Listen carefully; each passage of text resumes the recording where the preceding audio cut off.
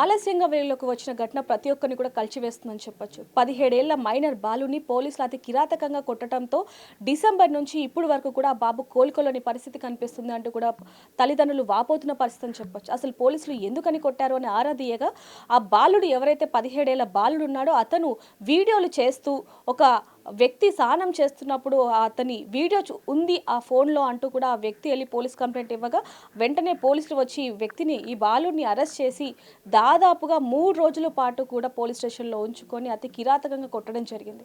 ఇప్పుడు ఆ బాబు పరిస్థితి కూడా చూడొచ్చు. దాదాపుగా డిసెంబర్ నుంచి ఇప్పుడు వరకు ఇన్ని నెలలైనా కూడా బాబు కోలుకోని పరిస్థితి కనిపిస్తుందని చెప్పొచ్చు. అసలు ఏంటి ఆ వీడియో? నిజంగానే ఆ బాబు స్నానం చేసేటప్పుడు వీడియో తీశాడా, లేకపోతే అసలు ఏం జరిగింది అనేది కూడా ఒకసారి ఆ బాబు మాటల్లో అడిగి తెలుసుకునే ప్రయత్నం చేద్దాం. నమస్తే.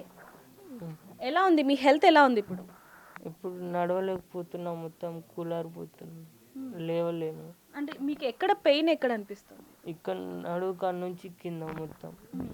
అంటే డిసెంబర్ 15 నుంచి ఇప్పుడు వరకు దాదాపుగా ఇన్ని నెలలు అయినప్పటికీ కూడా, అంటే దాదాపుగా 7-8 నెలలు అవుతుంది. ఇప్పటికి కూడా మీ ఆరోగ్యం కుదుట పడలేదు అంటే దానికి గల కారణం ఓన్లీ పోలీసులేనా? అవును, ఎందుకు? వాళ్ళు కొట్టారు. ఎందుకు కొట్టారు? అంటే మామూలుగా ఇన్స్టా రీల్స్ చేస్తున్నందుకా, లేకపోతే ఒక వ్యక్తి స్నానం చేస్తుంటే వీడియో తీస్తున్నందుకా? అసలు ఆ రోజు ఏం జరిగింది? ఆ రోజు సండే అయితే మమ్మీ ఇది కూరగాయల మార్కెట్కి పోదామని అని ఆలస్యం అయితే పడుకుంది. అయితే నేను మా ఫ్రెండ్ ఒక అబ్బాయి ఉంటాడు, ఇద్దరం రీల్ తీస్తున్నాం. అయితే బాత్రూంలో ఎదురెదురునే ఉంటాయి. అయితే మెట్ల కాడ వీడియో చూసుకుంటూ ఉన్నాం, ఇన్స్టా రీల్స్. సిగ్నల్ రావట్లేదని వైఫై అవతల పక్కన బిల్డింగ్ ఉంటుంది. అయితే అట్లా సిగ్నల్ రావట్లేదని తీస్తే కెమెరా అది వీడియో 5 సెకండ్లది ఆయన స్నానం చేసేది ఉంటే అది ఇట్లా తల దుడిచేది వచ్చింది. అంటే ఏదైతే మీరు వీడియో తీయాలనుకున్నారు, అంటే ముందు నుంచి మీరు వీడియో తీయాలనుకోలేదు, సిగ్నల్ కోసం ఫోన్ పైకి ఎత్తంగానే అది కెమెరా ఆన్ అయ్యింది. ఆన్ అయ్యి ఓన్లీ తన తల ఒక్కటే పడిందా, లేకపోతే? ఒక్కటే పడింది. ఇంత ఇంత పడి ఇట్లా తుడిచేది వచ్చింది. 5 సెకండ్లు వస్తే మేము ఏమనుకున్నాం, సిగ్నల్ రావట్లేదని ఇట్లనే ఉన్నాం. ఆయన మొత్తుకోగానే భయపడి కిందికి వెళ్ళిపోయి అరే వీడియో వచ్చిందని ఇట్లా డిలీట్ చేసేసిన. అంటే ఎందుకు భయపడ్డారు? మీరు కావాలని తీయలేదు కాబట్టి, అది అన్ఎక్స్పెక్టెడ్గా జరిగిందని చెప్పి ఆయనకి చెప్పొచ్చు కదా. ఎందుకు భయపడి కిందకి వెళ్ళిపోతే మరి తప్పు చేసినట్టుగానే కదా. ఆయన మొత్తుకుంటే భయం వేసింది. ఒకేసారి గట్టిగా మొత్తుకుంటే ఎవరో అది ఇది అంటే కనుక కింద కూరికి డిలీట్ చేసేసినాం. అరే వీడియో వచ్చింది చూసుకోలేదని. అయితే మళ్ళీ పైకి పిలిచారు వాళ్ళే. పిలిచిన తర్వాత వచ్చి ఆయన ముందు అడిగితే మేము చెప్పలే. తర్వాత ఏం చేసిండు, ఆయన ఫోన్ తీసుకొని చూస్తే అవును అంకుల్ తప్పైంది ఇట్లా అని అంటే మీ ఆ ఫోన్లో ఎప్పుడైతే మీరు వీడియో తీసారో ఆ ఫోన్లో ఏమేమి ఉన్నాయి అసలు? అసలుకి ఏం లేవు, ఉత్తిగా తల తీసేది ఉత్తిగా అది వచ్చింది. పడిందా అందులో? ఏం పడలే, ఇక్కడ దాకే పడ్డది కొద్దిగా. ఇట్లా తల తుడిచేది వచ్చింది అంతే. ఆ తర్వాత ఏం జరిగింది? ఆ తర్వాత వాళ్ళు కొట్టిర్రు, నన్ను కొట్టి కాళ్ళు పట్టుకున్నాం మేము, అయినా కానీ వదలకుండా కొట్టిర్రు. మళ్ళీ పోలీసులను కూడా పిలిపించి తీసుకొని పోమన్నారు. పోయిన తర్వాత ఆడ కూడా కొట్టించారు పోలీస్ స్టేషన్లో. అంటే దాదాపుగా మీ అమ్మ మీ నాన్న చెప్తున్నది 3 రోజుల పాటు మా కొడుకు పోలీస్ స్టేషన్లోనే ఉన్నాడు, చాలా వరకు చితక బాదారు, అంటే కొట్టారు విపరీతంగా అని అంటున్నారు. నిజంగానే కొట్టారు. అప్పటి నుంచి నడవటం కూడా రావట్లేదు మొత్తం. ముందైతే కొంచెం మెల్లగా మెల్లగా నడిచాం అన్ని, ఇప్పుడు అది కూడా రావట్లేదు. 3 రోజులు ఉంచుకుంది అక్కడ.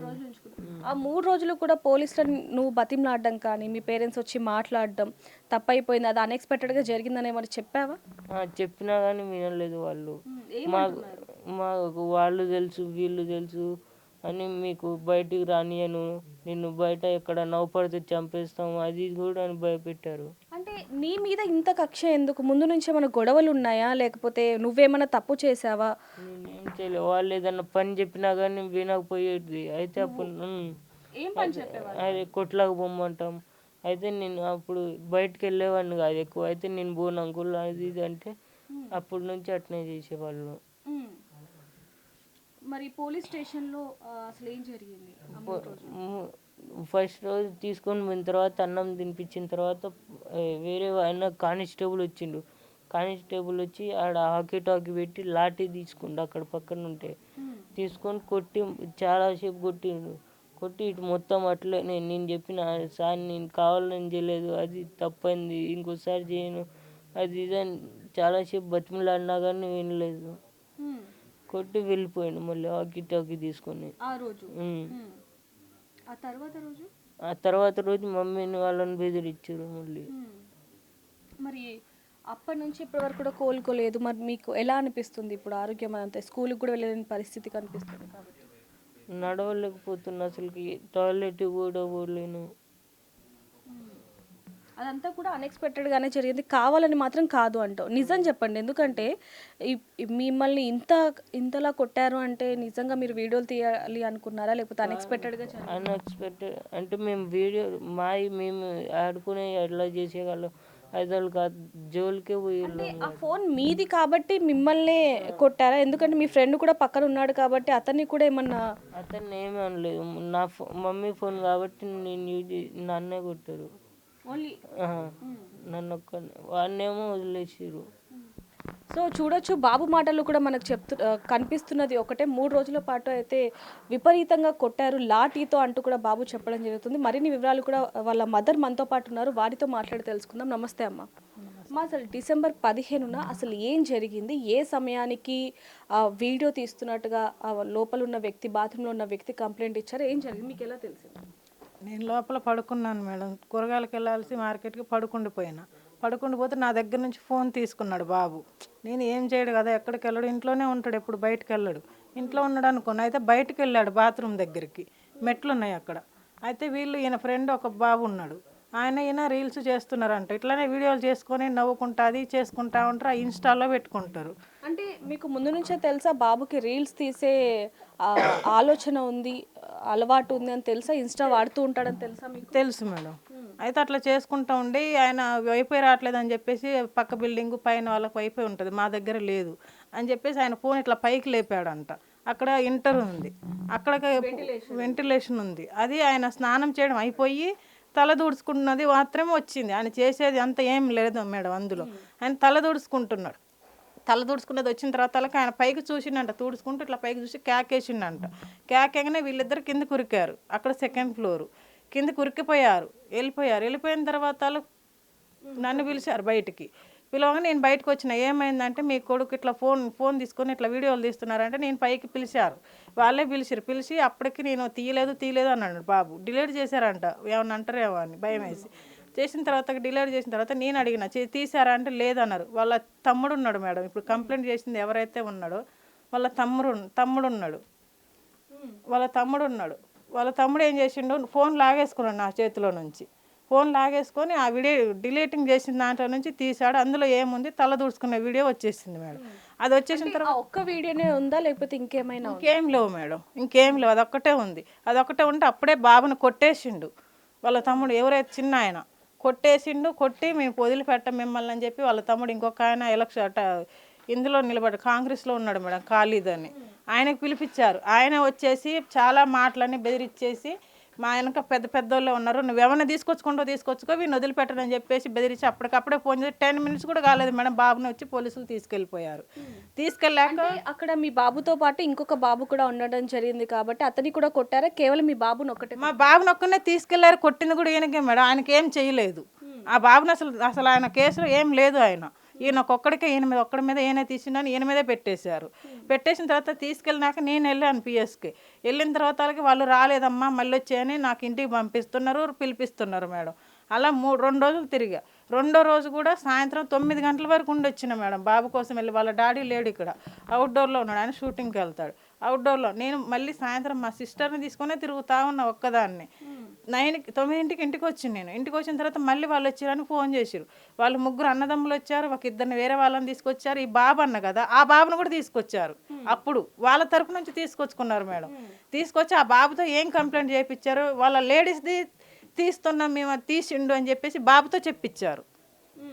ఇప్పుడు ఈయనతో పాటు ఉన్నాడు కదా, ఆయనతో చెప్పించింది అది. చెప్పించి కంప్లైంట్ చేశారు. మేము ఎఫ్ఐఆర్ అయిపోయిందని చెప్పి రెండో రోజు వాళ్ళు వెళ్ళిపోమన్నారు. అప్పుడు 11 అయిపోయింది టైం. వాళ్ళు వెళ్ళిపోయారు, రాపిచ్చి వెళ్ళిపోయారు.